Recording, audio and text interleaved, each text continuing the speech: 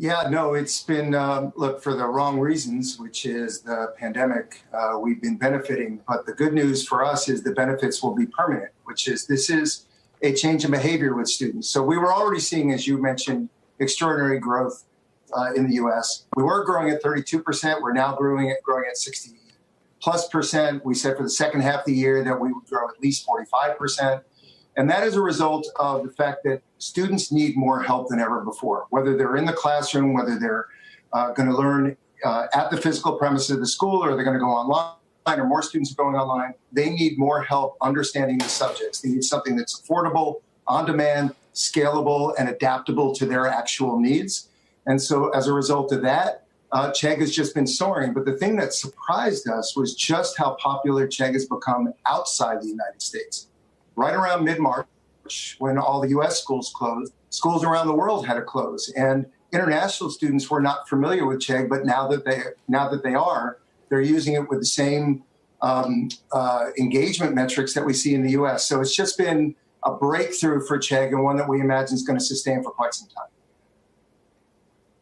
What are you seeing as far as back to school for September? How much of that have you already booked in terms of orders for online learning programs, because so many schools around this country have already decided that they are not going to be in person?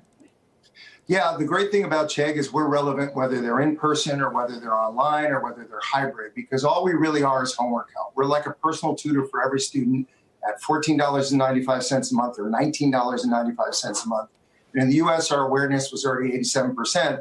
What's just happened is students have said, look, I need help.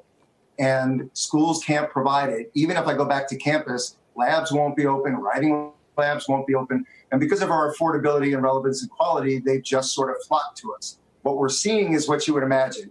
Everybody said they wanted to open in person because the economics of their schools depend on it. Unfortunately, science and health are taking over for them, fortunately for student safety. So we are seeing schools who are trying to do hybrid, going already exclusively online again, and we'll revisit it next year as to whether or not they go hybrid or in person.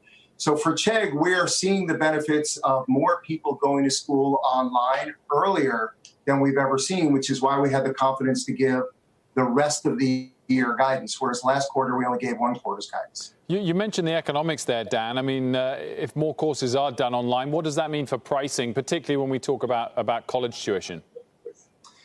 Yeah, this is a debate that has to happen in the United States, which is what's the true value of an education and what's the value of an education and the in-person experience. One of the things that most people don't appreciate about the American student is only a small percentage of them go to the residential colleges.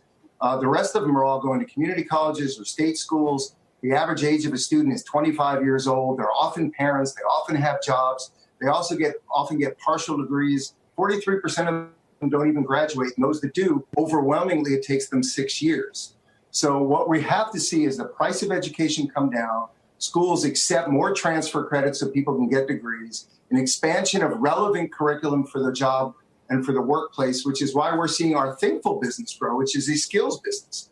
So colleges have to use this crisis as a way to reinvent themselves. More affordable, more relevant, expanded curriculum, online and offline. In fact, our research shows definitively for students who are only online, had only taken one course online or have never taken a course, 50% or more want to do a hybrid college experience from now on because of the convenience and relevance. So colleges need to reinvent themselves, or we predicted about 25% of them might go out of business.